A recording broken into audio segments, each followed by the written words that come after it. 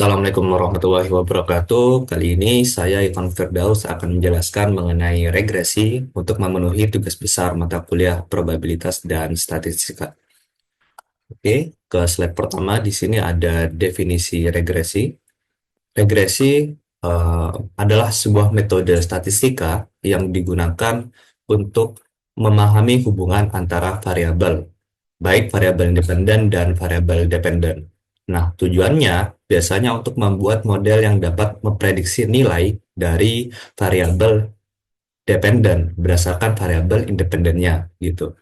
Misalnya, kita bisa memprediksi pendapatan seorang berdasarkan tingkat pendidikannya. Dalam regresi, variabel independen ini berperan sebagai faktor. Faktor apa? Faktor yang mempengaruhi variabel dependennya gitu secara garis besar ya. Kemudian analisis regresi ini memiliki beberapa tujuan. Pertama itu untuk memahami hubungan antara variabel independen dan dependen. Itu eh, yang pasti ya. Yang kedua, untuk memprediksi nilai variabel dependen berdasarkan data yang ada. Dan ketiga, untuk menilai seberapa signifikan pengaruh variabel independen terhadap variabel dependennya. Dan yang terakhir biasanya untuk membantu pengambilan keputusan yang lebih optimal berdasarkan data gitu ya. Oke, selanjutnya mengenai jenis-jenis regresi. Pertama, ada regresi linear sederhana. Nah, biasanya regresi ini hanya melibatkan satu variabel saja gitu ya, variabel independen atau satu variabel dependen gitu ya. Kedua, regresi linear berganda yang melibatkan lebih dari satu variabel independen. Yang linear sederhana itu dua, yang regresi linear berganda itu eh, tiga atau lebih gitu ya. Dan yang ketiga, regresi logistik yang biasanya itu digunakan ketika variabel dependen bersifat kategorikal gitu ya. Nah, yang terakhir di sini ada regresi non-linear. Nah, biasanya regresi non-linear ini memiliki hubungan antara variabel tidak berbentuk garis lurus gitu ya. Nah, masing-masing jenis ini memiliki kegunaan yang spesifik tergantung pada data yang kita miliki gitu ya. Namun dalam pembahasan ini kita hanya berfokus pada regresi linear sederhana ya. Nanti ada contoh soal di akhir video. Ke slide selanjutnya di sini analisis regresi ya. Nah, pertama mengenai hubungan. Kita harus mengetahui terlebih dahulu hubungan antara variabel, baik antara variabel dependen dengan variabel independen ya, atau lebih biasa kita sebut dengan variabel terikat dan bebas, bebas atau terikat gitu ya. Nah, yang kedua variabel ya. Nah, di sini variabel kriterium ini bisa kita sebut dengan variabel terikat dan variabel prediktor atau variabel bebasnya gitu ya, dengan beda penyebutan saja. Nah, misal contohnya di sini dari hasil analisis korelasi dinyatakan bahwa terdapat hubungan signifikan antara motivasi kerja dan kinerja misalnya, kerja dan kinerja.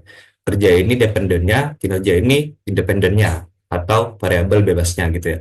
Dikarenakan ada hubungan yang signifikan, maka dilakukan uji prediksi kinerja seseorang apakah dapat diprediksi dari motivasi kerjanya gitu ya, variabel bebas dan variabel terikatnya gitu ya. Oke, ke slide selanjutnya. Analisis regresi linear sederhana biasanya digunakan untuk memprediksi distribusi data yang terdiri dari satu variabel kriterium dan satu variabel prediktor, sama seperti pembahasan sebelumnya ya mengenai jenis regresi. Nah, variabel kriterium dan satu variabel prediktor ini maksudnya variabel terikat dan variabel bebasnya gitu ya. Asumsi biasanya data diambil secara random dari populasi. Kemudian data memiliki pasangan yang sama, data berdistribusi normal dan hubungan antara antara variabel linear gitu ya. Oke, ke slide selanjutnya. Untuk regresi linear sederhana secara bentuk umum sama seperti awal tadi ya, Y sama dengan A plus BX. Tadi A itu uh, intercept atau konstantanya, uh, variabel dependennya itu Y, variabel independennya X, B itu koefisien regresi atau kemiringan garisnya. Dan biasanya di sini ada E ya. Nah, tapi kita tidak pakai karena kita mencoba memberikan contoh yang sederhana. E ini galat atau errornya ya. Nah, dengan koefisien A dan B, kita bisa hitung menggunakan rumus berikut ya. Ini yang A, dan bawahnya itu yang B. Nah, contoh di sini penelitian dengan judul hubungan antara gaya kepemimpinan kepala sekolah dengan kinerja guru. Di sini terdapat data yang nanti kita analisis regresi linear sederhananya ya. Oke, langsung saja kita analisis. Pertama, mendeskripsikan data terlebih dahulu ya. Di sini terdapat N sama dengan 7, artinya itu total datanya ada 7 ya, dari 1 sampai 7. Nah, kemudian di sini ada jumlah X, yaitu jumlah variabel X-nya sebesar 34 di sini ya. Kemudian di sini adalah jumlah X kuadrat, jumlah variabel X kita kuadratkan gitu ya. Hasilnya itu 176 di sini ya. Kemudian adalah jumlah variabel Y, di sini 48, sama seperti tabel ya. Kemudian adalah jumlah variabel Y kuadrat, dikuadratkan ya, 340, ada di tabel juga. Kemudian jumlah X dengan Y, atau X kali Y gitu kan ya. Nah, di sini bisa kita temukan 243. Ini jika kita kalikan gitu ya. Kalikan terlebih dahulu 4 kali 6, itu 24, 5 kali 7, 35, dan seterusnya. Dan kemudian kita jumlahkan, kita temukan ada jumlah variabel X dikali Y sebesar 243 ya.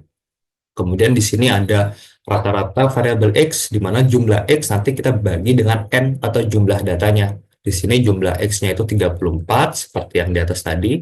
Kemudian dibagi dengan N-nya, yaitu 7 ya. Atas sini, nanti kita temukan rata-rata variabel X-nya 4,857. Sekian.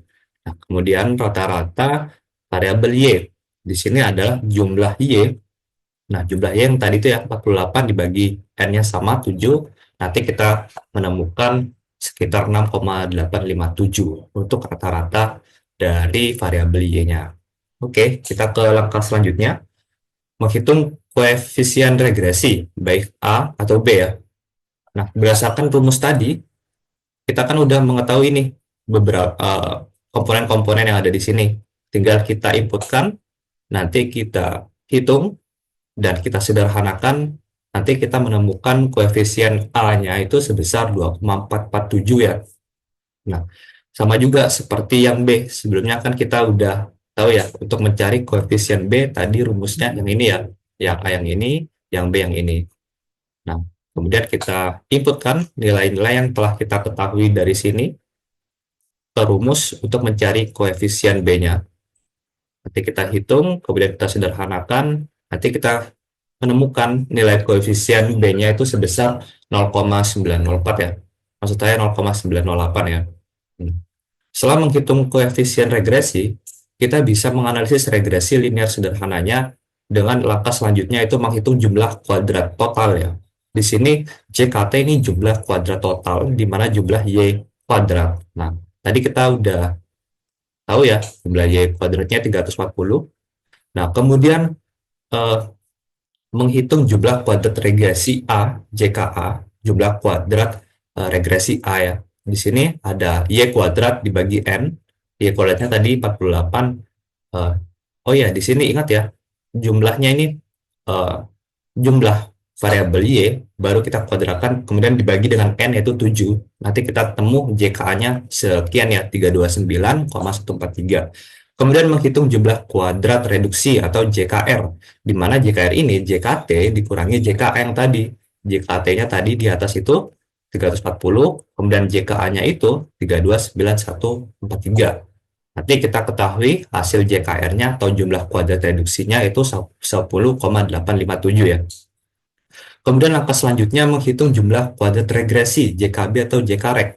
Di sini JKREG kita bisa hitung dengan rumus berikut ya. B dikali dalam kurung jumlah X Y min X kali Y per N ya. Nah, di sini tadi B-nya kan udah diketahui yang tadi, konstanta B-nya 0,908, kemudian dalam kurung 243 dikurangi 34 kali 8 per 7 N-nya ya.